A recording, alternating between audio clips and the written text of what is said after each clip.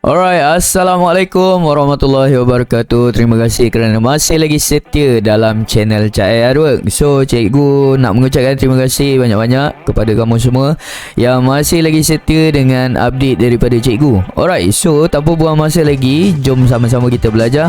Let's go.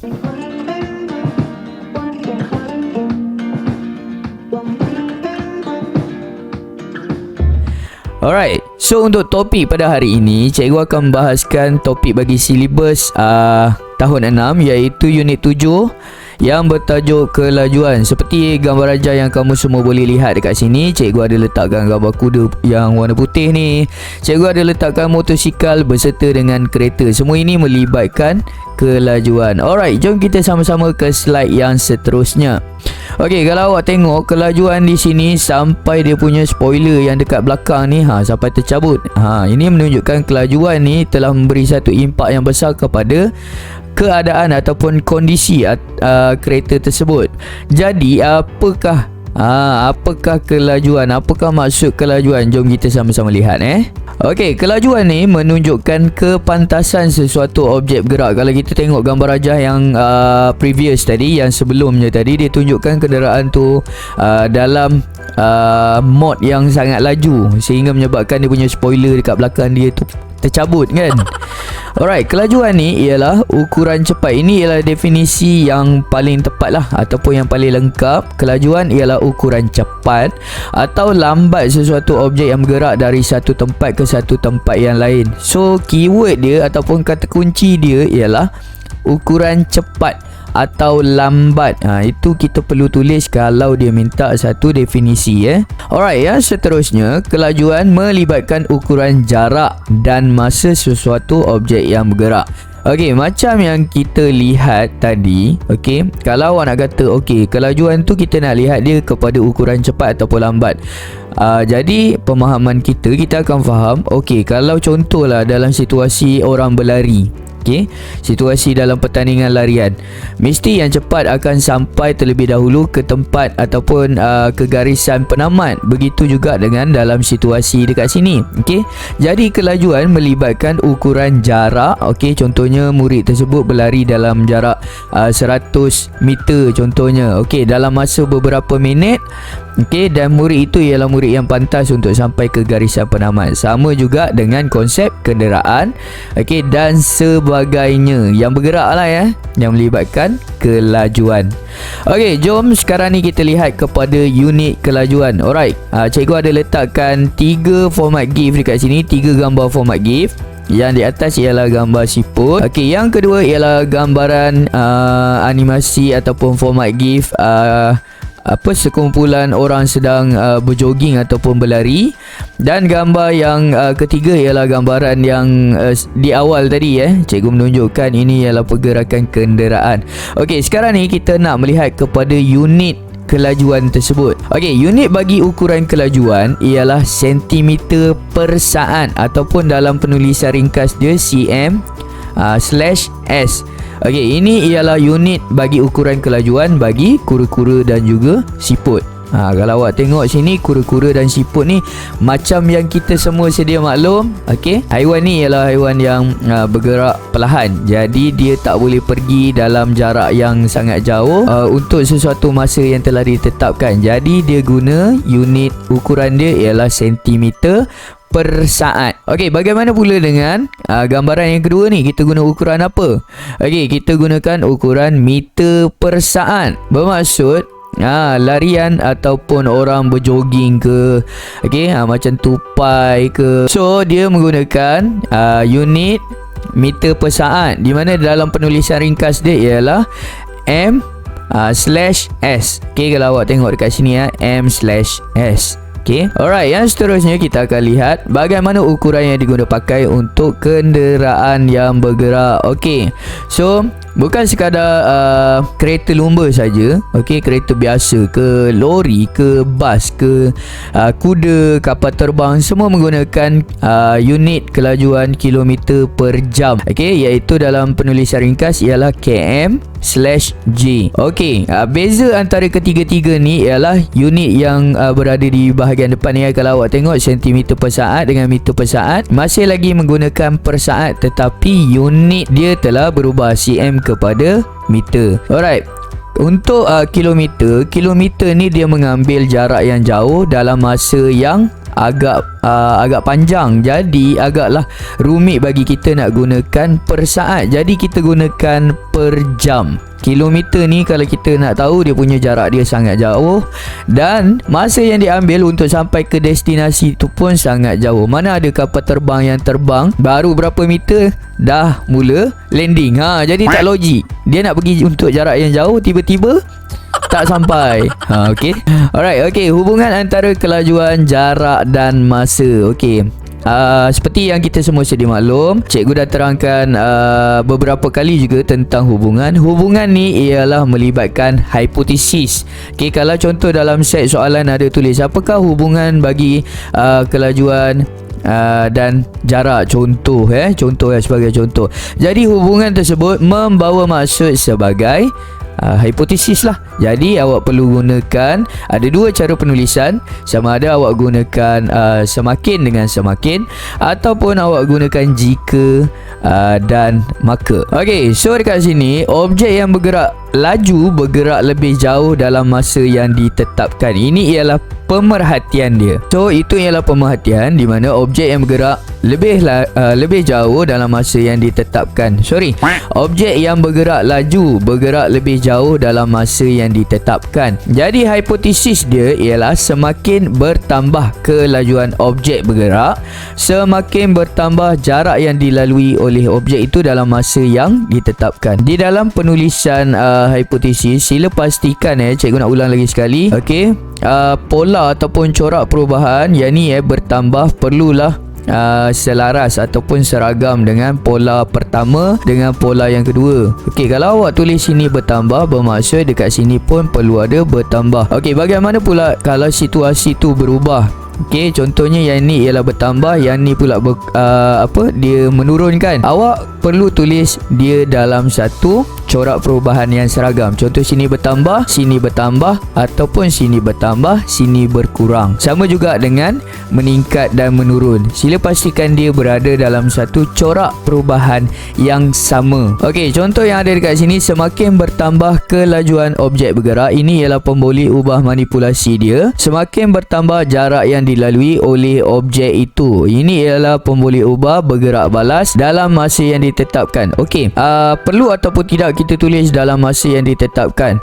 Perlu. Jika telah ditetapkan di dalam set soalan tersebut, dia tulis itu dalam masa 50 minit ke kan, dia tetapkan masa. Jadi perlu untuk murid-murid tulis dalam masa yang ditetapkan. Okey, so sekarang ni kita akan lihat hubungan antara kelajuan, jarak dan masa yang kedua, di mana objek yang bergerak laju mengambil masa yang lebih singkat untuk sampai ke destinasinya. Ini ialah pemerhatian. Okey, daripada pemerhatian tersebut kita dapat buat satu hipotesis ataupun hubungan di mana semakin bertambah kelajuan objek bergerak, semakin berkurang masa yang diambil untuk objek itu sampai ke destinasi yang ditetapkan. Alright, so kalau kita tengok satu persatu balik Okey, jadi apabila ni kita tengok balik kepada corak dan dia punya pola perubahan dia Okey, di mana perkataan bertambah diguna pakai untuk corak yang pertama,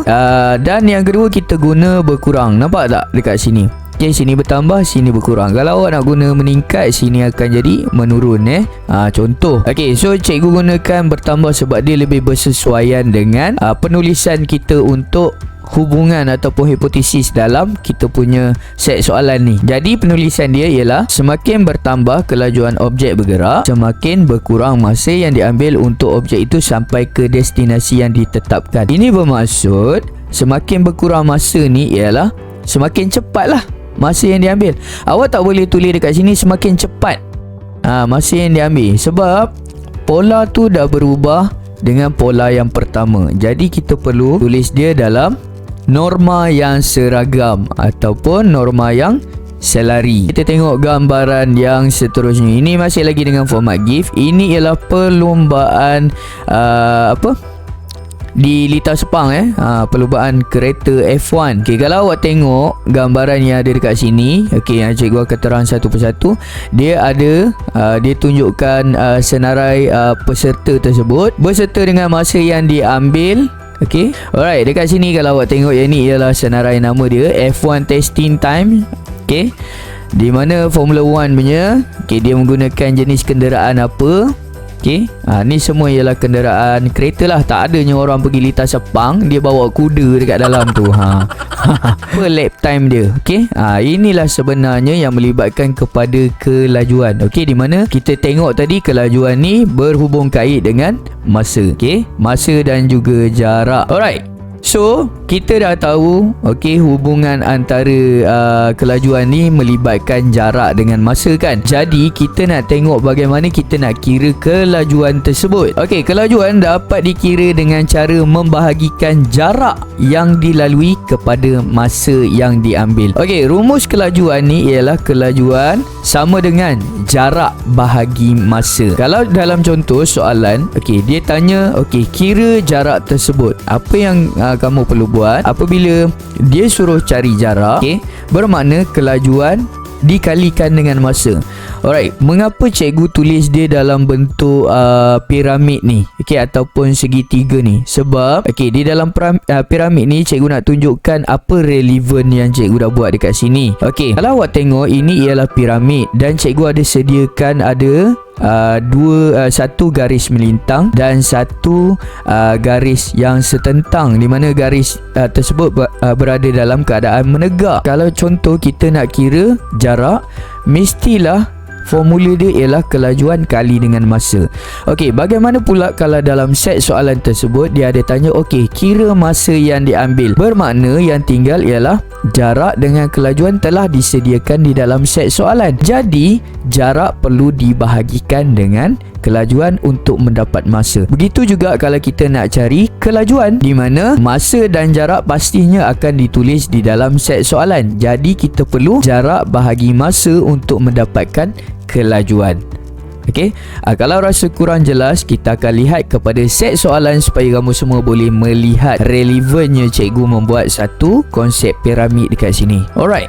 Dalam set soalan ini, seekor siput bergerak dengan kelajuan 2 cm per saat. Berapa lamakah masa yang diambil oleh siput itu untuk bergerak dari X hingga Y? Ini siput, ini X dengan Y. Tadi kalau kita tengok balik, sekarang ni kita nak cari masa kan. Masa sama dengan jarak bahagi kelajuan. Alright, cikgu berpindah balik kepada slide yang sebelumnya. Dia nak masa kan. Jadi jarak bahagi dengan kelajuan. Baru kita akan dapat jawapan dia. Alright, so sekarang ni dia telah menyediakan kelajuan 2 cm per saat. Jadi kelajuan ni kita letak dekat bawah ni 2 cm per saat. Dia ada sediakan 100 cm dekat sini. Ini ialah jarak dia. X dengan Y, jarak dia ialah 100 cm. Jadi untuk siput ataupun kura-kura, dia memang menggunakan sentimeter per saat. Sebab apa? Dalam masa berapa saat, berapa sentimeter yang dia telah bergerak dari titik awal hingga ke titik yang terkini. Jadi apabila 100 cm bahagi dengan 2 cm per saat sama dengan 50 saat. Sebabkan apa? Sebab dia nakkan masa. Jadi masa mesti berkaitan dengan saat. Awak tak boleh tulis dekat sini 50 cm per saat. Tak boleh. Sebab apa? Unit bagi masa ialah saat, bukannya sentimeter. Sentimeter ni melibatkan kepada jarak. Alright, set soalan yang seterusnya. Cikgu sebenarnya lupa nak cakap. Cikgu kreditkan ini soalan cikgu ambil daripada Google. Terima kasih kepada cikgu yang create soalan ini beserta dengan cara untuk penulisan jawapan dia. Okey, sangat baik dan sangat memudahkan ya. Okey, so soalan yang seterusnya, okey, tolong abaikan benda yang lain. Okey, tolong tengok dulu yang gambar rajah beserta dengan soalan. Okey, awak tengok yang ni ialah pelari kan. Okey, seorang pelari mengambil masa 30 saat untuk berlari dengan jarak sejauh 200 meter. Kirakan kelajuannya. Okey, kalau awak tengok dekat sini, dia ada sediakan jarak 200 meter dan juga dia ada letakkan masa 30 saat. Okey, jadi bermaksud dah sedia masa dengan jarak. Jadi untuk tengok kepada kelajuan, okey, sekarang ni kita nak tengok kepada kelajuan. Okey, cikgu back balik. Sekarang ni kita nak cari kelajuan kan. Jadi jarak perlu dibahagikan dengan masa. Nampak tak? Itu relevannya penggunaan piramid yang cikgu guna pakai ni. Okey. So apabila jarak bahagi dengan masa, kita ambil balik jarak dia. Jarak dia ialah 200 meter. Okey, dibahagikan dengan berapa masa yang telah diambil, iaitu 30 saat. Okey, jadi awak kena bahagikan macam biasa saja. 200 bahagi dengan 30 sama dengan 6.7. Okey, dia akan keluar 6.7777. Banyak kan? Jadi awak tak perlulah tulis panjang-panjang. Okey, jadi awak perlu tulis 6.7 meter per saat sahaja. Sudah memadai bagi menjawab soalan ini ya. Okey, dua set soalan ni cikgu rasa mudah sebab jawapan dah ada. Awak nak cari maklumat dah ada dekat soalan, jadi agak sedikit mudah. Okey, so sekarang ni kita beralih kepada soalan yang agak susah sikit saja. Okey, so sekarang ni kita akan lihat kepada set soalan yang seterusnya, di mana seorang lelaki berjalan setiap pagi dengan kelajuan yang tetap, iaitu 0.5 meter per saat selama 1 jam. Okey, yang jadi isu dekat sini, dia letakkan jam terus dekat sini. Okey, kira jarak dia berjalan setiap pagi. Okey, jadi dia telah disediakan dengan maklumat kelajuan dia 0.5 per saat. Okey, masa ialah 1 jam. Okey, untuk menjawab soalan ini, 1 jam bersamaan dengan 60 minit. Okey, 60 minit tu berapa saat dia? Okey, awak perlu convertkan dia. So macam mana nak convertkan dia? 60 dikalikan dengan 60, barulah jadi 3600 saat. Okey, bila awak dah dapat konsep ini, okey, awak dah dapat maklumat berkenaan dengan kelajuan serta masa. Okey, kelajuan tadi dah ada sedia 0.5 meter per saat. Masa yang diambil ialah 3600 saat. Okey, jadi jarak yang dilalui oleh lelaki tersebut ialah 0.5 meter per saat dikalikan dengan 3600 saat. Jadi jawapan dia ialah 1800 meter. Itu jarak yang dilalui oleh lelaki tersebut. Okey, bagi mengukuhkan awak punya pemahaman awak terhadap topik ini, awak perlu ada lebih banyak set soalan yang berkisarkan tentang perubahan unit. Maksud cikgu ialah awak perlu tahu unit apa yang diguna pakai untuk soalan tersebut. Kalau awak perlu peka kepada soalan. Okey, contoh dia guna dekat sini 0.5 meter per saat.